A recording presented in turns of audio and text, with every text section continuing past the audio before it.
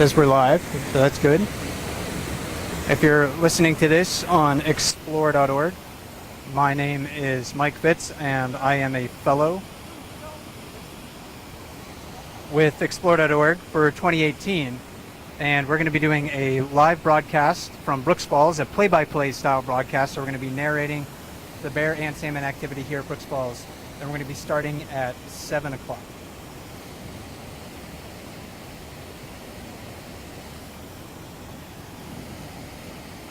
Should be good to go. Okay.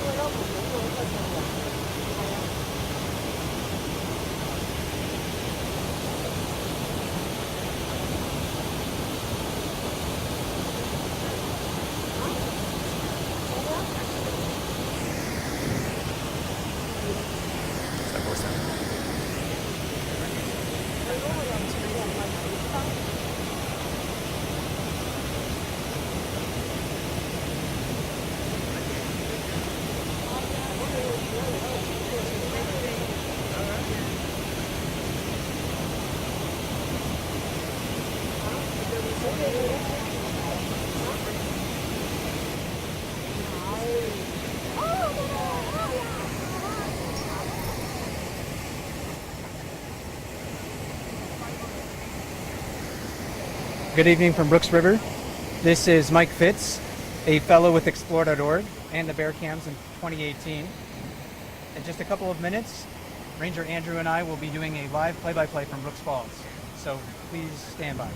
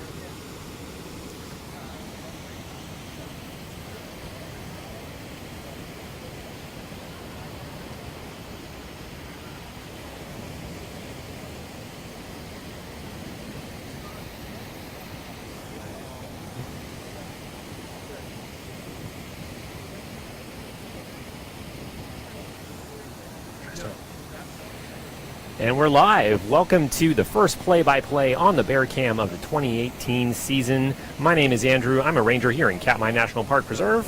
And my name is Mike. I am a fellow with Explore.org. And we will be doing this many times this forthcoming season. This is just the first of many play-by-plays in what is Katmai National Park and Preserve's centennial year. It's our 100th birthday as a national park, first becoming a national monument in 1918. And we'll be talking with you tonight about some of the incredible bear activity we have happening right now at Brooks Falls. Yeah, I actually love this style of program. This broadcast is almost like kind of like a sporting event style. So Ranger Andrew and I are here. We're going to be narrating the bear and salmon activity that you see.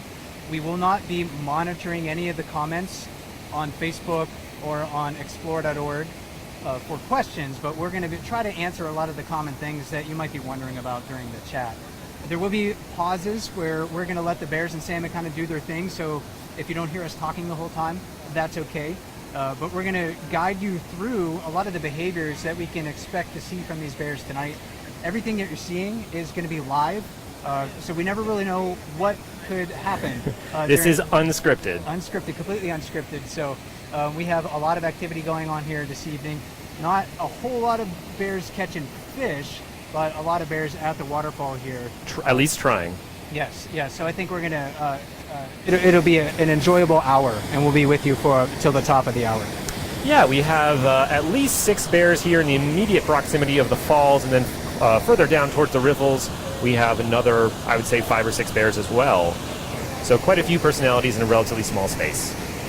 Yeah, and bears come, if you're not familiar with this location, we're about 300 miles southwest of Anchorage, Alaska, in Katmai National Park, and bears come to this location to feed on sockeye salmon. Sockeye salmon are the most abundant salmon here at Brooks River, and this is really still kind of the beginning of the salmon run. So these bears are getting some of their first meals of fish of the year. Absolutely. Yesterday was the first day I really noticed many salmon jumping at the falls.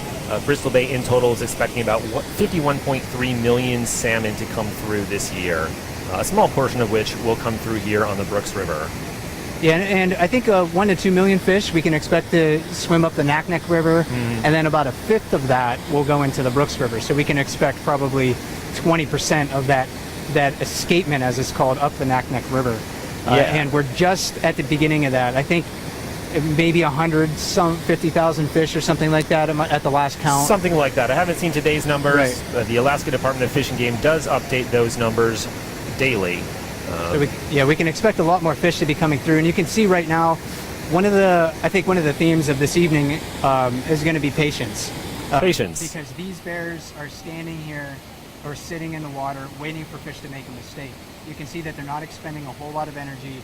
They're not chasing fish through the water. And if we see bears downstream acting a bit more energetic, we might try to take a look at those.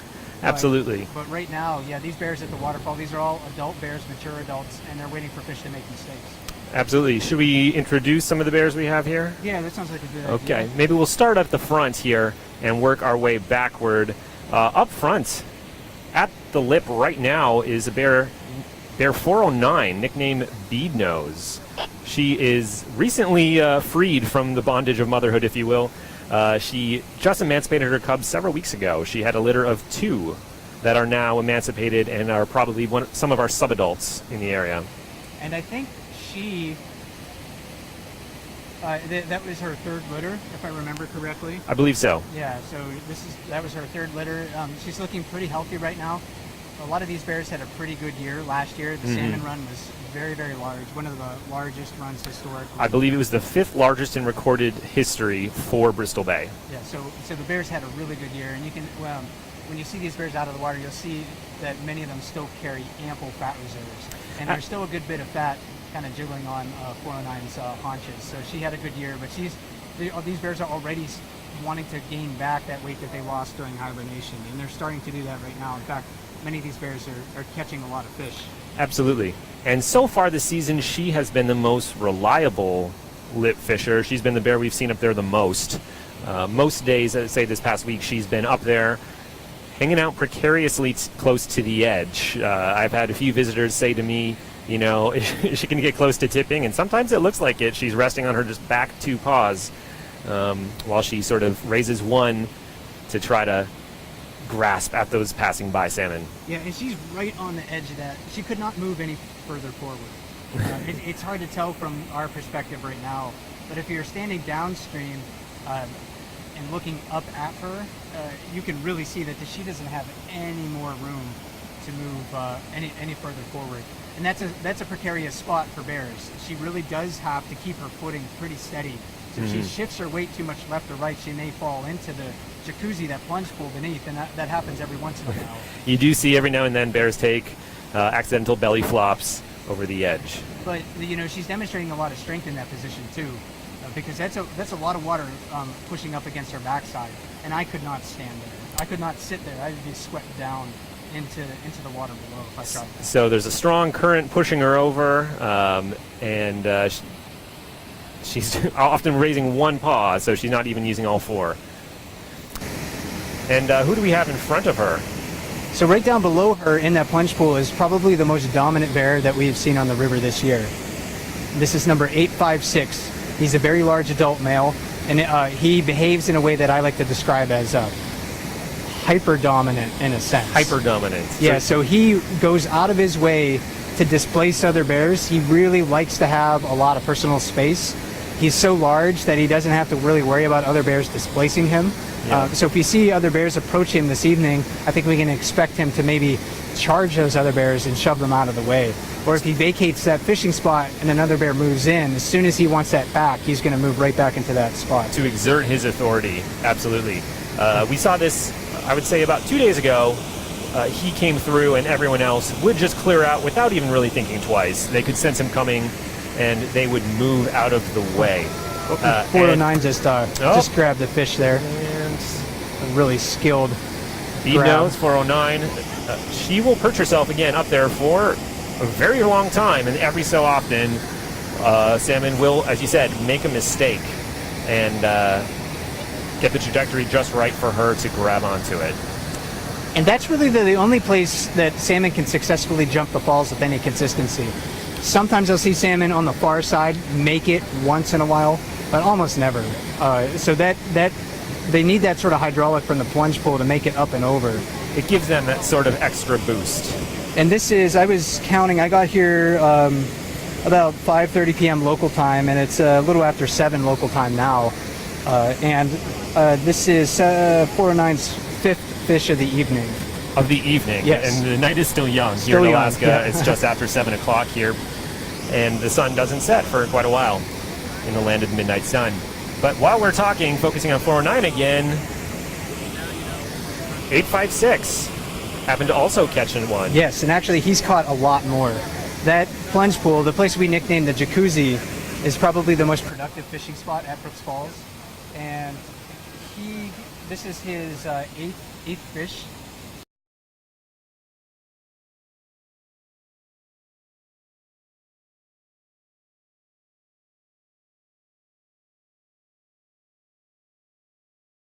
It's about, what, 4,000 to 4,500 calories each? And he ate that one probably in less than a minute. It's interesting. I like to time how fast the bears eat the fish. And each one of these bears, when I've looked at 409 and I've looked at 856 and timed this evening how quickly they're eating the salmon, they've all eaten their salmon in less than 2 minutes. Actually, when you go look And how efficient he right is. there, so the gap between salmon there was about maybe 10 seconds. 856 with his second in a matter of minutes. The fastest I saw him eat a salmon this evening was in 40 seconds. Wow. And again, that's taking in up to 4,500 calories in 40 seconds. So he's chowing down, again, trying to replenish a lot of that weight that they lost during the winter. Though he doesn't look like it, this is him probably at some of his thinnest. Exactly, yeah. And he'll put on maybe a couple 100 pounds at least, or maybe more at this rate by the time he goes to his den in the fall. A couple 100 pounds. And the biggest adult males around here typically weigh 700 to 900 pounds in midsummer. When they go to their den, the very large adult males will weigh well over 1,000 pounds. And I forgot to mention it, I think at the top of the chat, but these are all brown bears. Yeah. And some of us might not be familiar, Mike. What is the difference between a grizzly bear and a brown bear? Interestingly, there's really not a genetic basis to differentiate the two. They're all the same species, so they're all Ursus arctos, if you want to get to the scientific name. But in a general sense, brown bears are considered to be those bears that have access to coastal food resources. So they're bears that live along the coast of Alaska, down into British Columbia, that can gain access to salmon. Grizzly bears are generally considered to be those bears that live in the interior of North America. So if you go to Denali National Park or Yellowstone National Park, generally you're looking at a grizzly bear. So those are our two front bears, both back at it after both catching fish. Should we work our way back one more? Who's Sure, the bear in the middle let's there? take a look and see who else is still fishing at the falls here. And the bear that we have right in the view right now, he is another mature adult male, kind of in his older teens, if I remember correctly. This is number 755. And Nicknamed Scaredy Bear. carries that nickname because he's not really habituated to the presence of people. Mm-hmm. A lot of the bears that we see fishing Brooks Falls, and especially downstream near the mouth of the river, have a fairly high tolerance for the presence of people.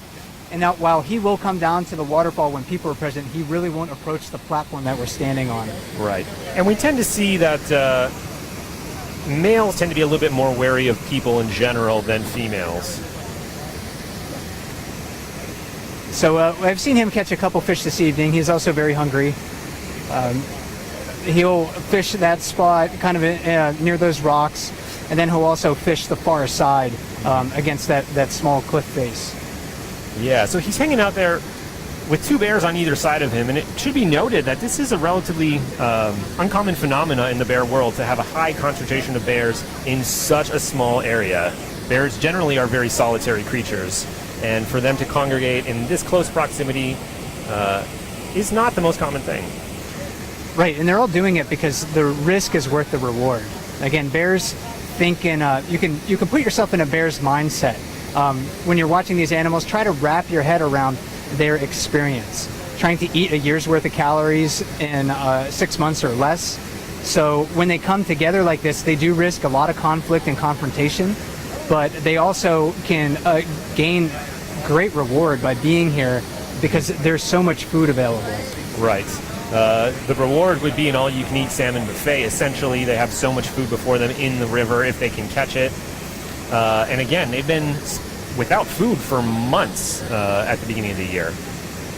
And the bear just behind 755 caught a fish. Maybe we can take a look at him and see how quickly he eats that. And you can see he doesn't really want to leave that fishing spot. He's just going to hold that fish next to his forearm. And we often see that bears just standing in the water eating their salmon. Again, trying to be as efficient as possible. And while we're focused on him, 409 has caught another one as well. So if you're keeping track this evening, keeping score as you will, 409 has two within this broadcast, 856 has one, and the bear that we're looking at right now, number 83, has one fish. Nicknamed Wayne Brother. And 83's in his mid-teens.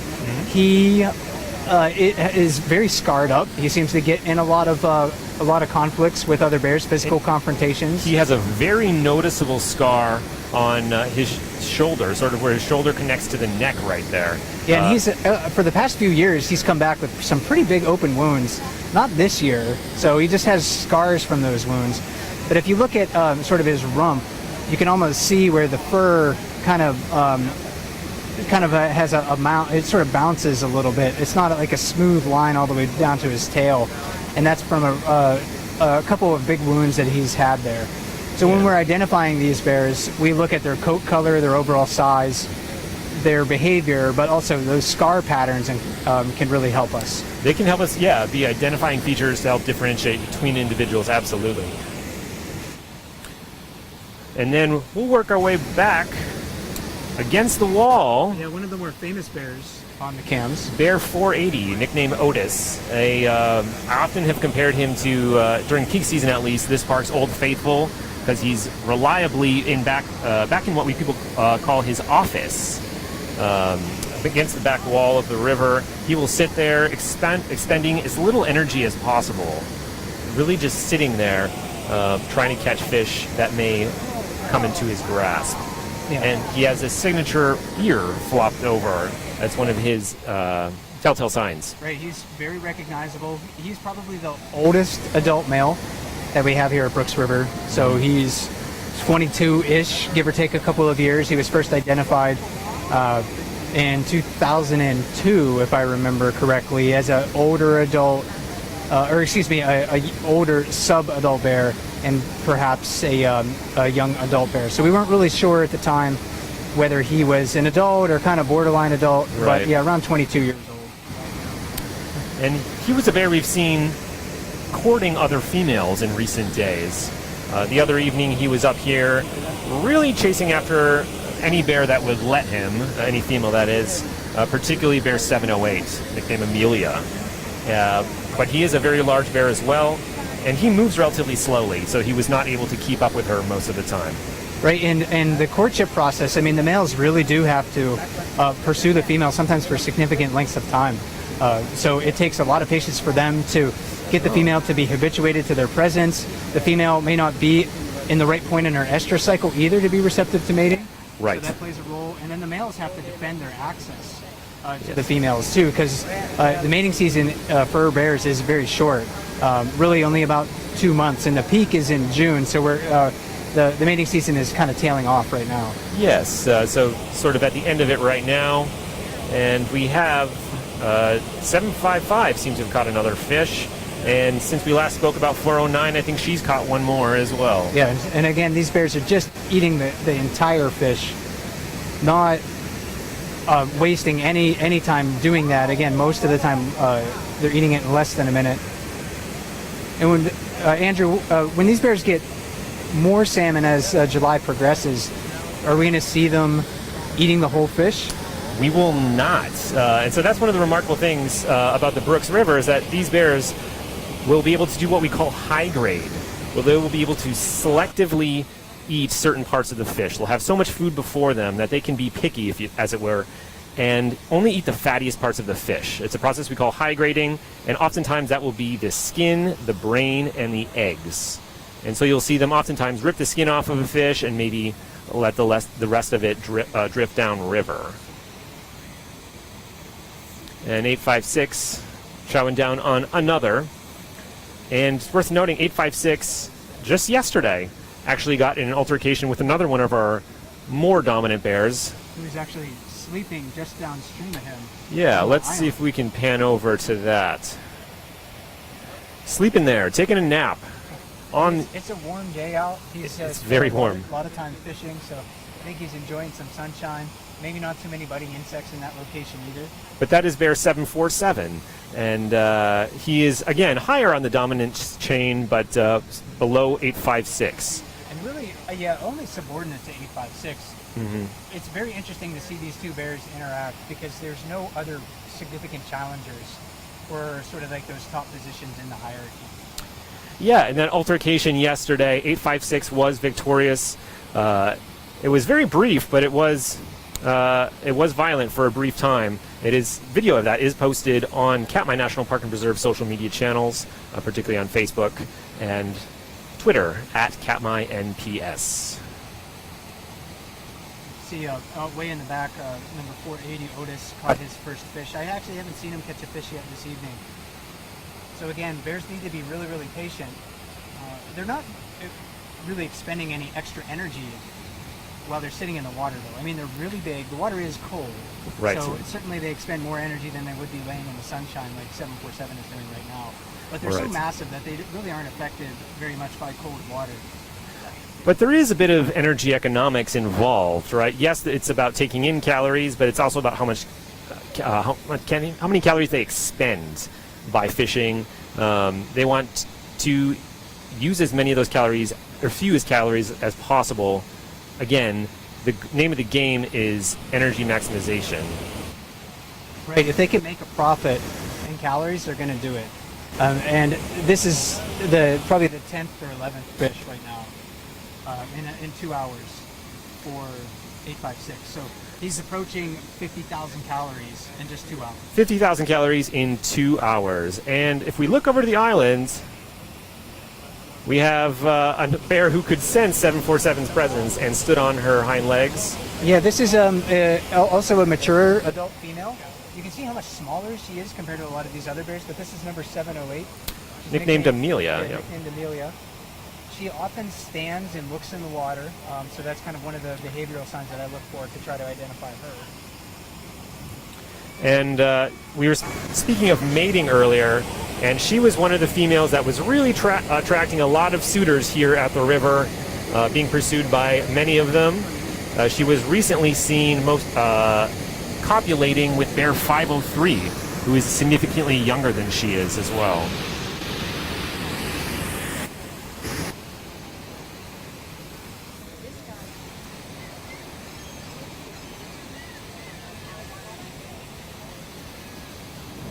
And you may hear some other voices while we're standing here.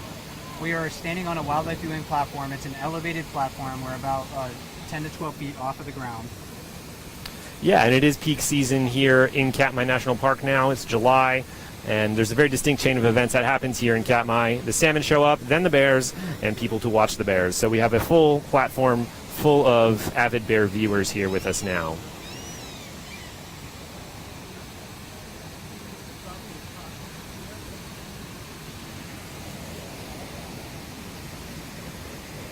We're starting to see some pretty good numbers of fish moving into the river. The past couple of days or so has been a little bit sparse for many bears. If you can maybe be on the lip when salmon are jumping, it's been productive. It's been productive in the jacuzzi, of course. For bears like 708 that really can't find much room at the waterfall, though, she's kind of standing downstream waiting for again, salmon to make mistakes, but she may have to take a bit more of an active approach. So if she sees fish in the water here, we may see her run and charge into the water to catch the salmon. Yeah, thus far she's mostly been standing on the sidelines, while these other more dominant and larger bears stick towards the center of the falls.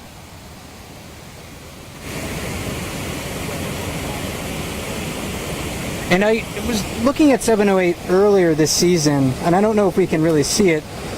See a couple interesting sort of shed patches on the back of her neck, and I'm not sure if that's from when she was copulating with another bear, if that's kind of got ripped out. Because the males will sometimes hold the females by the back of their neck.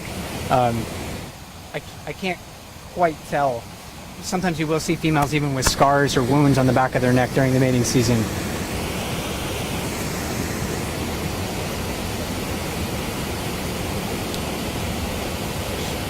Looked like there was a bit of an entrail or something Yeah, she was that she picked up. licking her lips, coming out of the water there.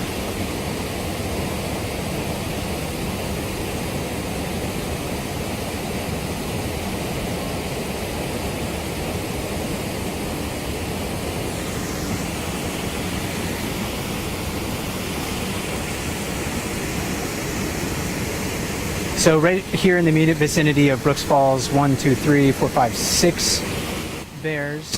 And then downstream we have several bears. You know, of course, 747 sleeping on the island.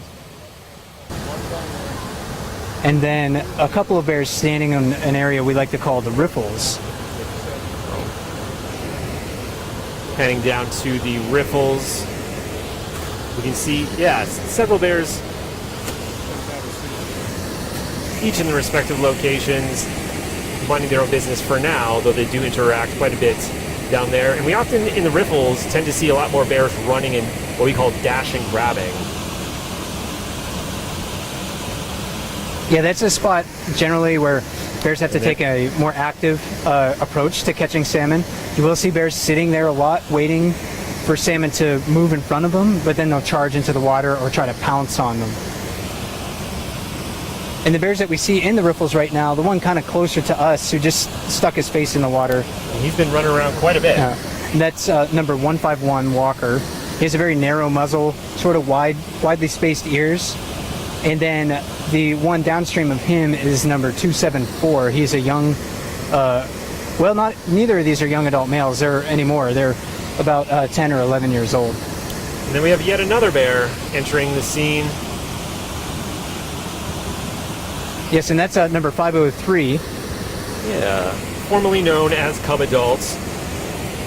He's one of the larger, he's a young adult now, but he is climbing the ladder relatively quickly. He may one day be one of our more dominant bears at the current rate he's putting on weight. Right, he's quite large for his age. I'm actually surprised about how big he is. So if we saw him just before the broadcast kind of walk up next to 409 Beadnose on the lip, and he was, just as big as her, and she's like about a 20-year-old bear. Absolutely, yeah, and it's worth noting. So 409, compared to humans, she's a very large bear, right? But in respect to the larger males, she is dwarfed. Right, yeah, the adult males here are a third bigger, or maybe twice as large as some adult females can be. So 856, again, going into the den, he could easily weigh 1,000 pounds. But a bear like 708, who we're just looking at, she could be like half his size in the fall. So there's a very big difference in size. That's probably because the adult males need to be bigger to compete for access to food and access to mates, and the adult females need to expend a lot of energy to protect their cubs. We just had a pretty quick interaction that started and concluded very, very quickly. We had two bears chasing each other. I believe one of those was 708, correct? Yes, 708 looked to be chasing 503. I couldn't see. They ran by me so quickly. But that was again, that was an interaction that said, hey, get out of my personal space. And that's also an illustration of just how quickly events can unfold here at Brooks Falls. And we have one of them returning here.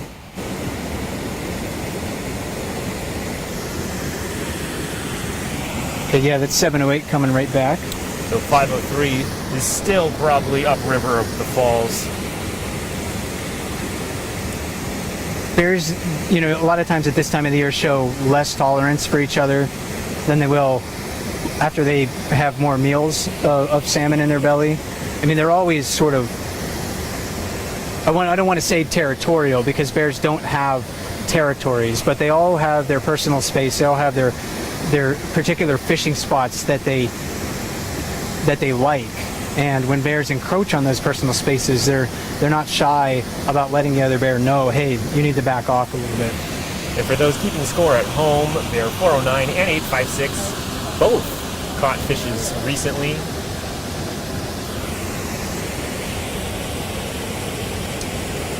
So Mike, have you been keeping tally about what fish number that is for 856? Is that number 11 or 12? Yeah, 11 or 12. I kind of lost track in there as I was talking a little bit ago. And he's going right back at it after must be eating that thing almost whole. And we're about a half hour into the broadcast. Yeah. So I think I should reintroduce ourselves. So my name is Mike Fitz. I'm a fellow with Explore.org in the Bear Cams in 2018. My name is Andrew Laval. I am a ranger here at Katmai National Park and Preserve. And this type of programming, this play-by-play, is something we're going to be doing pretty regularly throughout the rest of the season. You can expect it right here on the Bear Cam, brought to you by Explore.org in what is Katmai National Park's centennial year.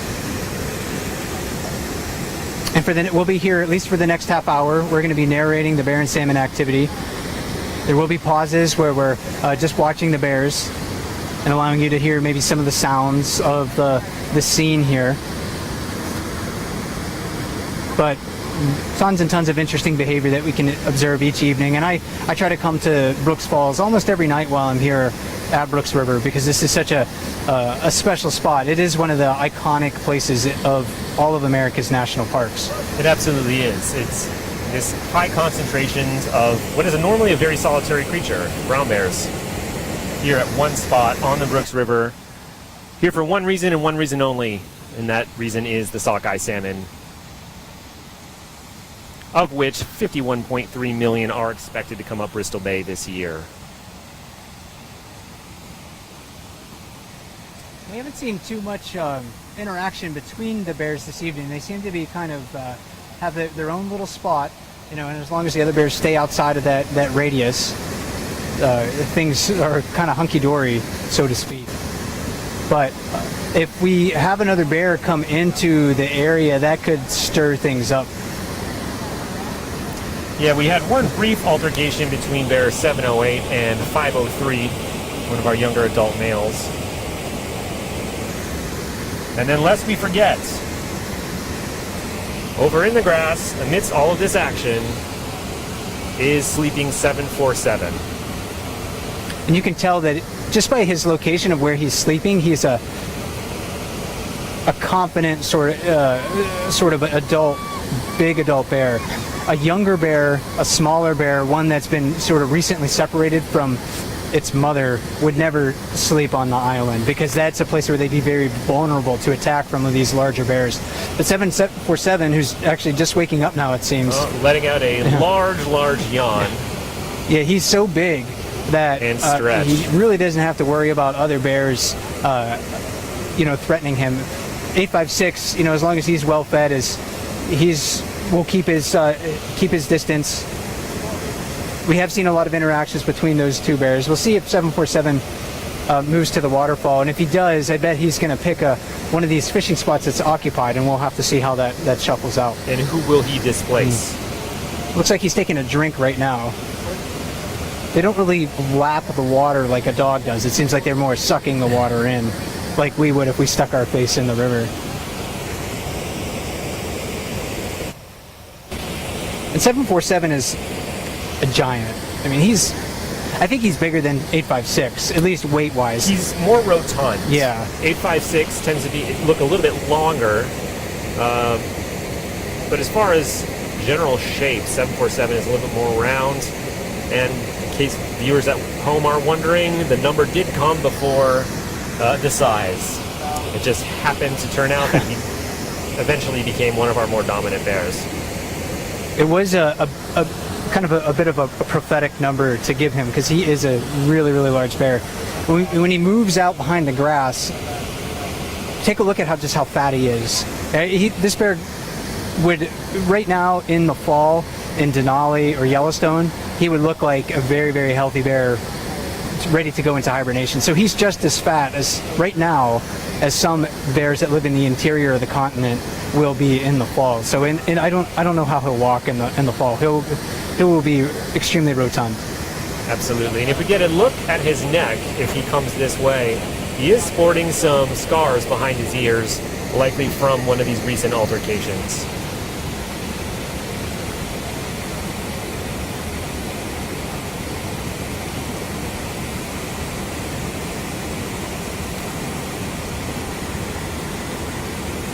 So let's watch him, see where he goes. 747 approaching the 5 bears already at Brooks Falls. As you can see, 755 just looked downstream. He noticed him. Yeah, definitely noticed 747. Probably kind of wondering, hey, are you going to encroach on my space? Do I need to move or challenge you? 747 might be hot right now. You could see him just sitting down in the water. He was basically baking in the sun. I'm relatively warm, and I am under 900 pounds, or however heavy 747 may currently be at this point in the season.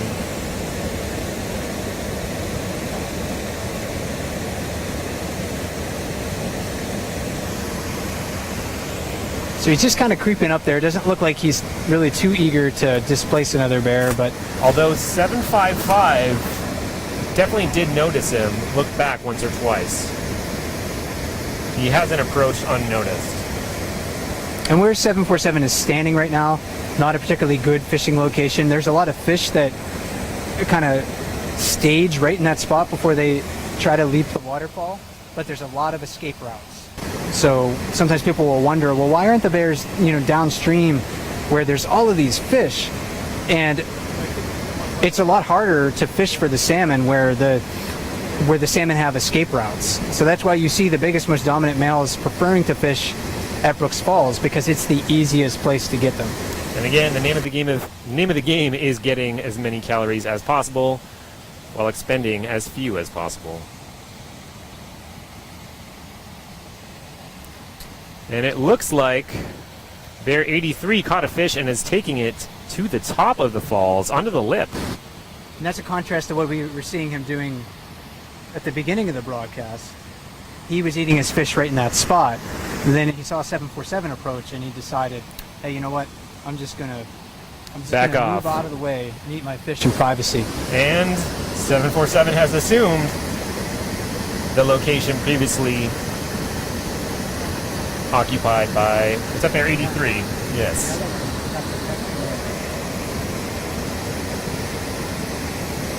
Some of these bears are generalists. They're able to fish in a lot of different locations. Many of them are specialists, however, and they'll focus on just one or two places. Right. So 747, for example, he'll fish near those rocks. He'll fish in the jacuzzi, but he really prefers those two spots. And then other bears, like 480 Otis, he'll fish against that far wall and the jacuzzi, but he doesn't really go on top of the lip or anything like that. If you're just joining us, this is a play-by-play here on the Bear Cam. My name is Andrew, joined by Mike Fitz, fellow with Explore.org for 2018. And we are sort of narrating bear activity here. We have 409 currently on the lip. There are 856 in what is known as the jacuzzi in front of her. And then working our way backwards, we have bear 755, 747, who just entered from stage right, and bear 480, nicknamed Otis, against the wall. We have another bear moving upstream too that we haven't seen quite yet. He's against the Oh, far there we side go. over there. We were just talking a lot about number 83. This is probably a sibling of his from a different litter. So they're not the Okay. same age. But sharing a mother. Yes, so they do share a mother. The mother's no longer known to use the Brooks River area, but this is number 274. He has a very similar face to 83, not nearly as scarred because he's younger, maybe by 4 to 5 years or so. But very wide blonde ears, And so very he similar muzzle shape. and he is heading back downstream. Maybe he got a good look at who was around the falls, decided he didn't want to hang around there anymore. And he's one of those bears that's growing a lot, but can't quite seem to hold his own at Brooks Falls. He's just not quite large enough. In contrast, bear 503, one of our younger bears, he can hold his own and has in remarkably short time.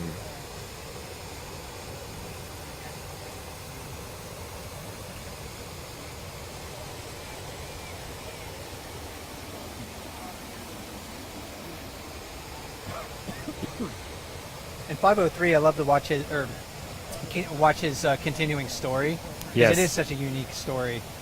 It's a pretty and- remarkable life story. If we want to recap it for folks. Yeah, just briefly, he was born in 2013, came back with his mother in 2014, but he was And his mother separated was from- bear 402. 402, yes. And he was separated from his mother in right around this time of the year. It was coming up in mid-July, which is an odd time of the year for bears to emancipate their cubs. And he was also separated from his mom a year younger than we typically expect.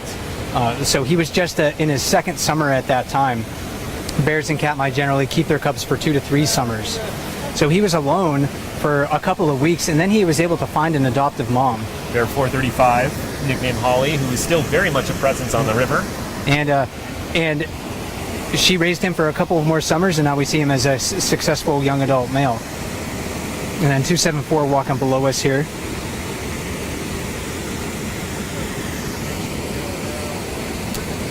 Sort of eyeing the situation, figuring out perhaps if he can get away in there. Yeah, a lot of these younger adult males, younger adult females will circle the periphery of Brooks Falls, looking for maybe for an opportunity to go in and find a fishing spot, but also looking for scraps. And 409 has yielded her spot. Yeah, it didn't look like Bear she, 83, who seems to have come back. it didn't really look like she noticed him till maybe the last moment, and then she decided, hey, I'm in a very vulnerable position. 83 probably doesn't want that fishing spot. I've actually never seen him fish there. And now we have bear. Wow. Shuffling the deck here. Yeah. 856 is up and moving. Bear 503 is now retreating. He had entered the scene, but now it's going back onto the island.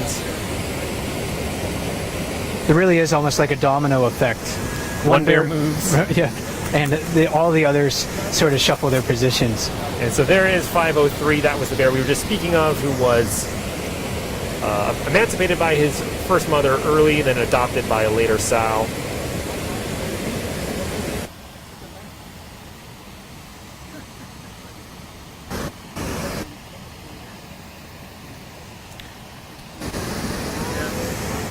So 83 on top of the waterfall there. He's kind of looking down. Doesn't look like he's going to be able to fit back into that slot he was in before because of 747 there. 747 caught a fish. He's eating it slowly. Bear 480 still on the far side, staring into the water. It looks like he's not really not paying attention to much, but he's very focused on that water right in front of him. Mm-hmm.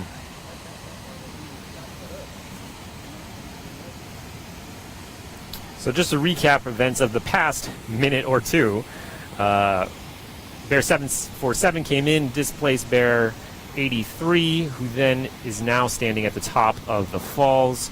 He pushed 409, one of our smaller bears, a female, off of the lip. She's now returning, a little bit more comfortable with the situation. And Bear 856, who was in the jacuzzi, left. Oh, he's right in front of us. Oh, he is directly in front of us. Yeah, sometimes you look and you're like, where'd that bear go? And he can be almost right in front of you. We expect these bears, since they're creatures of habit, to be in the same places at all the same moments.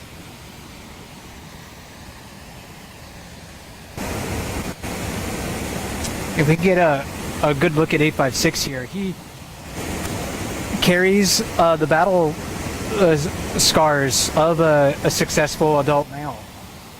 Yeah, and as we mentioned earlier in this play-by-play, he got in an altercation right in front of the platform yesterday with Bear 747, and 856 did come out victorious on top of 747.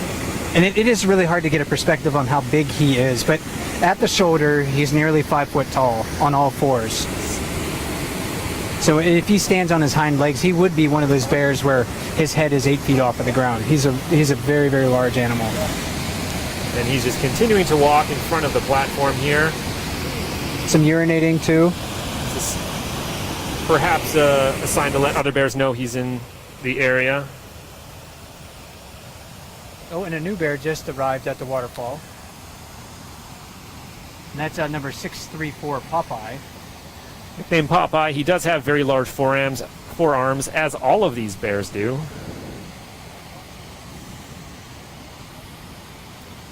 For whatever reason, 634 doesn't have a lot of scars on him. I mean, he's one of those bears that will sometimes steal fish from others as well. So it's sort of a surprising aspect of his physical appearance that he doesn't have a lot of wounds on him. Maybe he's just really well furred all the time, and I don't happen to see those because we don't see those scars. And we have 856 re-entering, and 634 appears not to be backing down as much as 856 would like. And look at 856's ears. His ears are forward. Popeye's ears, his ears are back against his head. When the ears are back like that, that's a sign of submission. Looks like 856 really didn't want that fishing spot that much because he could have displaced him fairly easily. And he decided 634 could have it. We'll see if other bears kind of notice 856 as he's walking to the other side. And it is worth noting, in his altercation with 747 yesterday, 856 did not engage immediately. He sort of approached 747, turned around, thought about some more, and then reapproached, and that's when the main conflict took place.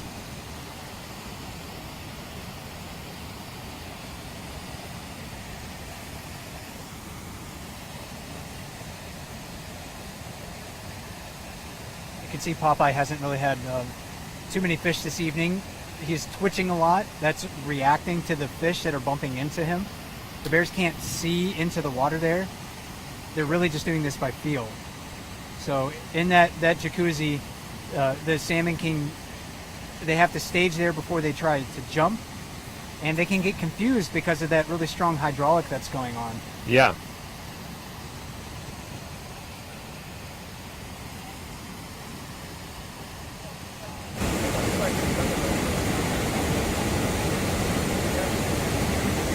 Again, we're looking at bear 634, nicknamed Popeye, in the jacuzzi.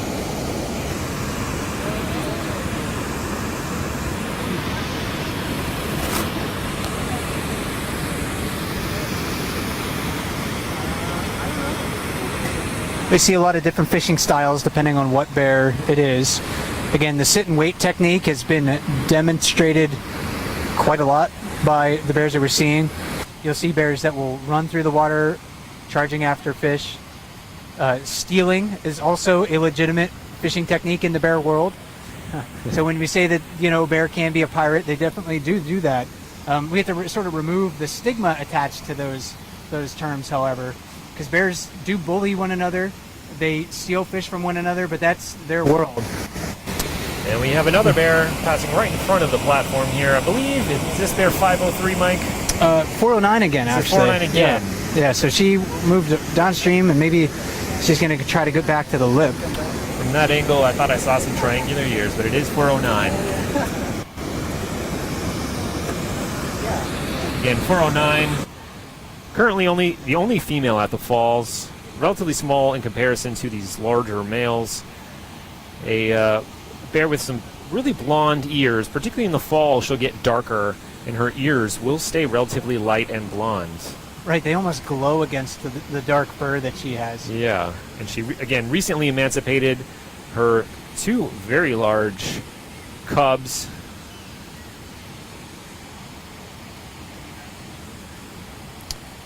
And yet another bear. This is one of the Entering the the river exciting now. things about coming down to watch bears at Brooks Falls on the cams. There's quite frequently bears shuffling around, moving into different positions, and over time we can watch these bears grow and mature into very large adults. We see their stories across generations we've seen at Brooks River. We can trace their lineage in a lot of cases. And that is something that's unique about the Brooks River, is because we do get these bears recurring or reappearing year after year in such close proximity. We can keep tabs of their behavior and observe them in ways that we can't really in a lot of other places. That does make bear watching here very unique in the sense that you go to a lot of other places, you might see a grizzly bear off in the distance, but you don't really know too much about that animal's life history, and that's what really makes this very unique. Is these bears are all individuals, and we get to sort of know them on an individual level, and they tell us a lot about the bear world in their own ways. In their stories, yes.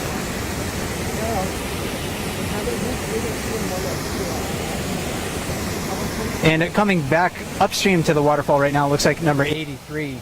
He must have circled around behind us on the platform and swung down below and is now walking upstream. 83, nickname Wayne Brother. He was previously using the fishing spot occupied by bear 747, the second bear in from the rock wall there. And the bear against the wall, bear 480, nicknamed Otis, just caught another fish. Yeah, and 480, as an older adult male, he has a couple missing canines. I don't know if they're just broken or if they're actually missing. But that's a common ailment of older bears, is that they will be missing teeth. They suffer a lot from cavities, tooth infections. So one of those things they can do bears in over time is, and lead to their death, is the fact that their teeth just wear down. Absolutely. So you'll see him try to throw back fish down his throat sometimes, as we do with bear 410 as well. And 83 just walked up behind 755 there. Those are two spots. Both of those bears like to fish that spot. I'm not sure if 755 is going to yield or not.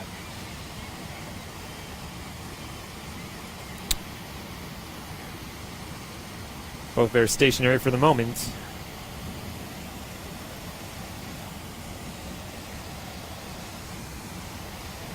Yeah, I don't think our microphones can pick it up, but 755 has given out some low growls in 83's direction, and you can see him turning and looking away from 83, again, who's the bear downstream. That's a sign that he's going to hold his position. When you turn your back on a bear, that's really a big sign of disrespect in the bear world. Humans can do it, and the bears probably don't read it in the same way. But when a bear turns and walks away during a conflict or a dominance interaction, unless it's over a fishing spot, food, or like access to females, the bear that turns and walks away is going to be sort of like the dominant bear in that interaction. Right. A little bit of a different situation here because 755 wanted to hold that fishing spot. But you can see he definitely didn't back down. So we currently have 6 adult bears here at the falls.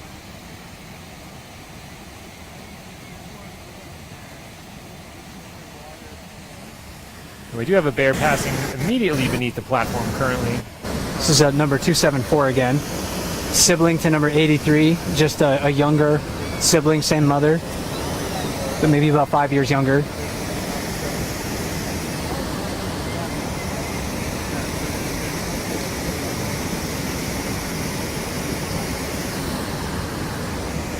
I love it when they sit below the platform. It gives us really great opportunity to see some of those finer details of the bear. The scars, the high number of bugs flying around them, the whole 9 yards. He seems to be taking a rest here momentarily.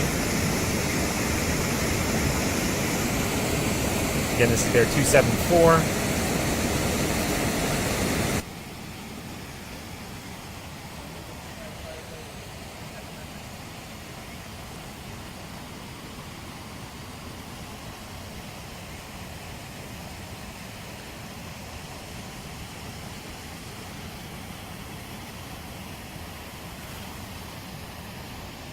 And it looks like 83 sort of just relegated himself to a spot in the river that's not a fishing spot, generally.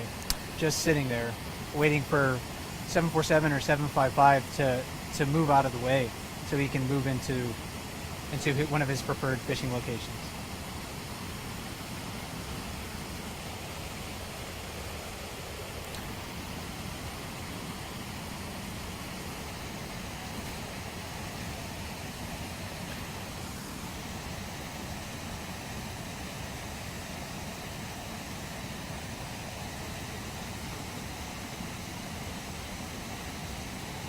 .634 Popeye in the jacuzzi, still twitching a little bit. Those fish, you can kind of feel those fish bumping into him. Again, he's looking to pin them against the ground or against his body. Yeah. Fishing there in the jacuzzi again. The salmon will often pull up there because that jacuzzi effect does give them a little bit more propulsion to get over the falls. That is really one of the few places where they can successfully jump over the falls. Although we're not seeing a lot of salmon jumping tonight. No, not too many. Sometimes the water can be flooded with fish, and we can have 100 to 200 or even more salmon jumping per minute. And we haven't really seen large waves of fish enter the river like that quite yet this year, but we're expecting it. The peak of the migration hasn't come yet, so we're just still at the beginning of it. It's increasing with each passing day. But when you tune into the bear cams, tomorrow or the next day or next week, you might see a very different dynamic depending on how many fish are here. Absolutely. 409 seems to be taking a